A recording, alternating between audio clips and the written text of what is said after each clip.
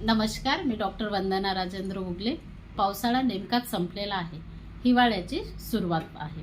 वातावरणामध्ये एक ओलावा थंडावा आपल्याला जाणवतो आणि हे वातावरण विषाणूंच्या वाढीसाठी खूप पूरक आणि पोषक आहे। मग यात काय होतं, विषाणूच्या संख्येमध्ये भरमसाठ अशी वाढ आपल्याला पाहायला मिळते आणि जर विषाणूच्या संख्येमध्ये वाढ होत असेल तर नक्कीच विषाणूजन्य आजार जे आहेत ते देखील वाढतील। त्याचमुळे या सीझनमध्ये आपल्याला विषाणूजन्य आजाराच्या प्रमाणामध्ये वाढ पाहायला मिळते। असंच एका विषाणूजन्य आजाराबद्दल आज आपण या व्हिडिओमध्ये माहिती घेणार आहोत। चला तर मग व्हिडिओला सुरुवात करूया। डेंग्यू हा एक विषाणूजन्य आजार आहे। तो डेंगी या व्हायरसमुळे होतो। मग आता हा डेंग्यू एका व्यक्तीपासून दुसऱ्या व्यक्तीमध्ये कसा पसरतो ते आपण पाहूया।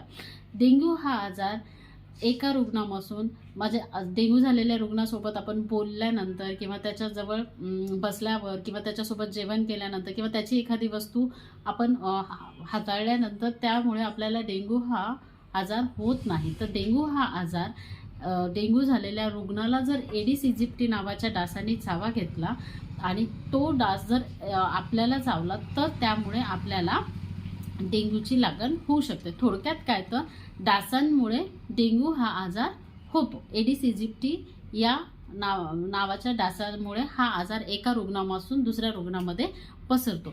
डेंग्यू हा आजार भरपूर प्रमाणात तर डासामुळेच पसरतो, पण काही प्रमाणामध्ये हा एका व्यक्तीतून दुसऱ्या व्यक्तीमध्ये रक्ताद्वारे सुद्धा पसरू शकतो, पण त्याचं प्रमाण खूप कमी असतं। उदाहरणार्थ गरोदर महिला असेल आणि तिला जर डेंग्यू झालेला असेल तर तिच्या बाळाला डेंग्यू होण्याचे जे चान्सेस आहेत ते खूप कमी असतात। त्यानंतर ब्लड ट्रान्सफ्युजन आहे, तर त्यामध्ये सुद्धा एखाद्या वेळेला डेंग्यू हा आजार होऊ शकतो, पण त्याचेही प्रमाण खूप कमी असतं। आता डेंग्यू पसरतो कसा हे आपण पाहिलं। आता पाहूया डेंग्यू झाल्यानंतर रुग्णामध्ये आपल्याला कुठली लक्षणे दिसतात। तर रुग्णामध्ये आपल्याला ताप, उलटी, मळमळ, अंगदुखी, अशक्तपणा, त्यानंतर जुलाब, त्यानंतर त्वचेवर छोटेसे पुरळ किंवा काही पेशंटमध्ये आपल्याला रक्तस्राव देखील पाहायला मिळतो।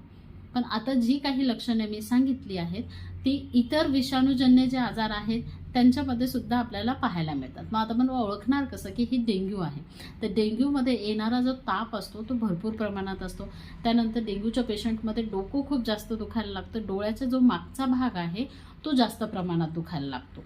त्यानंतर बॉडीचं विकनेस जो आहे, अंग खूप जास्त प्रमाणात पेशंटला दुखायला लागतं।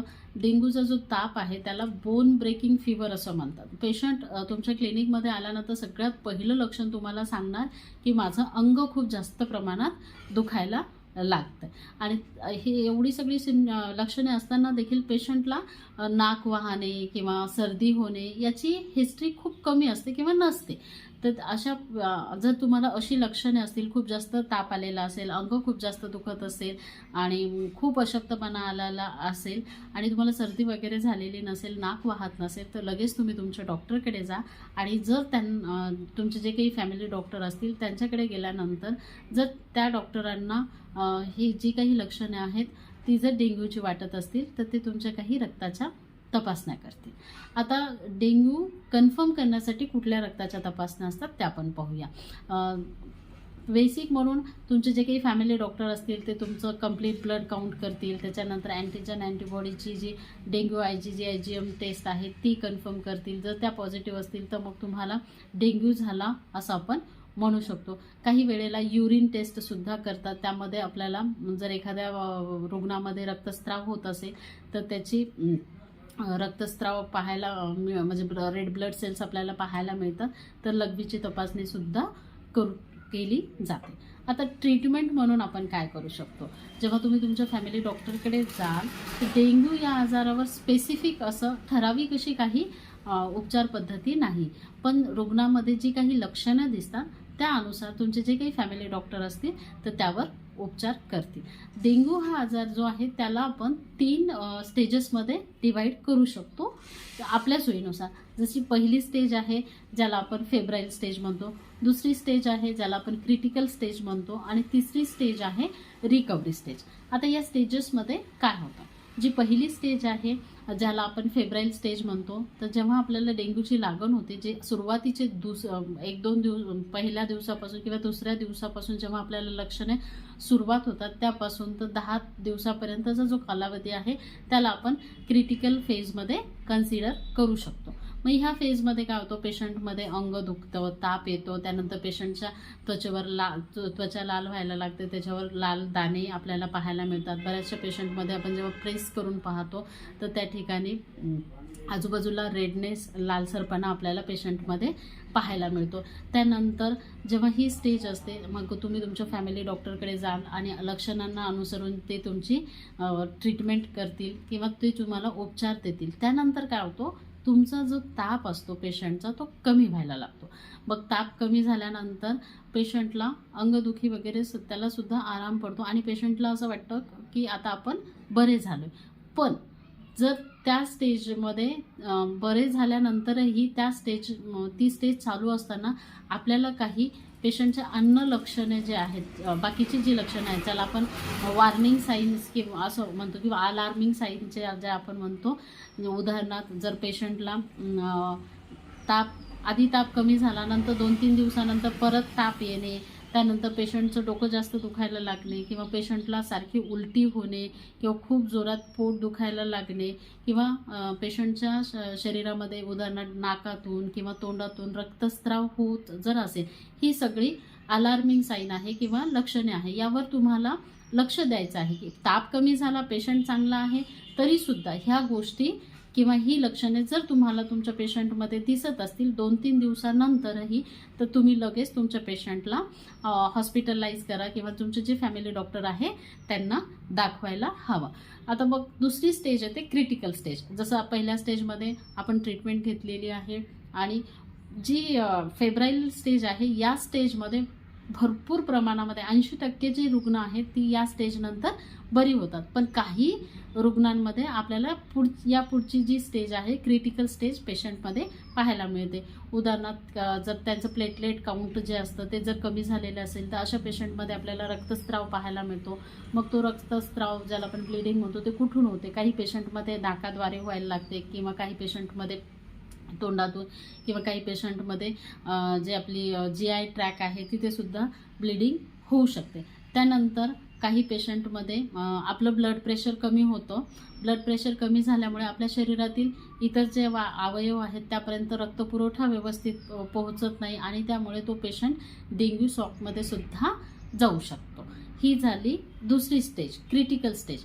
मग जर तुम्ही या स्टेजमधला सुद्धा तुम्ही तुमच्या पेशंटला हॉस्पिटलाइज केलं, त्याला लवकर ट्रीटमेंट मिळाली, तर या स्टेजमधून सुद्धा तुमचा पेशंट बरा होऊ शकतो आणि तो रिकव्हरी फेज ज्याला आपण म्हणतो त्यामध्ये जातो. मग रिकव्हरी फेजमध्ये पेशंटला ट्रीटमेंट दिल्यानंतर थोडाफार अशक्तपणा असतो, ताप वगैरे कमी झालेला आपल्याला पाहायला मिळतं.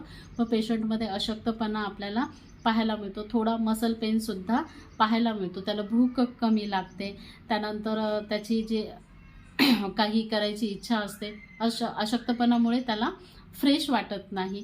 मग अशा केसेसमध्ये पेशंटचं ट्रीटमेंटसाठी आपण त्याचं जे काही डिहायड्रेशन आहे ते तुम्ही घरच्या घरी खूप मेंटेन करू शकता. फळांचा रस देणे, पाणी भरपूर प्रमाणात देणे, एनर्जी ड्रिंक्स आहेत ते तुम्ही देऊ शकता आणि रिकव्हरी फेजनंतर तुमचा पेशंट व्यवस्थितरित्या बरा होतो. मग हे झालं की आपण ट्रीटमेंट काय देणार, त्याची कुठली फेजेस होते. मग सगळ्यात महत्त्वाचं जे आहे की डेंग्यू हा आजारच झाला नाही पाहिजे, यासाठी प्रिव्हेन्शन म्हणून आपण काय करू शकतो हे आपण पाहूया. तर प्रिव्हेन्शन म्हणून आपण काय करणार आहोत, तर डेंग्यू हा जो आजार आहे तो कशामुळे होतो, डेंग्यू हा जो आजार आहे तो डासामुळे होतो. तर ह्याचे जे काही प्रिव्हेन्शन आपण ज्याला म्हणतो तर ते आपण 3 प्रकारे करू शकतो. सगळ्यात महत्त्वाचं एक तर डेंग्यू होऊ नका देऊ. समजा डासांमुळे हा होतो तर डास होऊ नये यासाठी आपण खबरदारी घेतली पाहिजे. दुसरा, जर डास झालेच तर त्यांची वाढ झाली नाही पाहिजे. किंवा मग तिसरी, जर डास झालेही असतील तर ते आपल्याला चावले नाही पाहिजे किंवा त्याच्यापासून आपल्याला त्रास झाला नाही पाहिजे. अशा 3 कॅटेगरीमध्ये आपण प्रिव्हेन्शन करू शकतो. तर पहिलं, डेंग्यू हा डास म्हणजे डेंग्यू होऊ नये यासाठी डासच नसतील आपल्या घरात तर किती छान.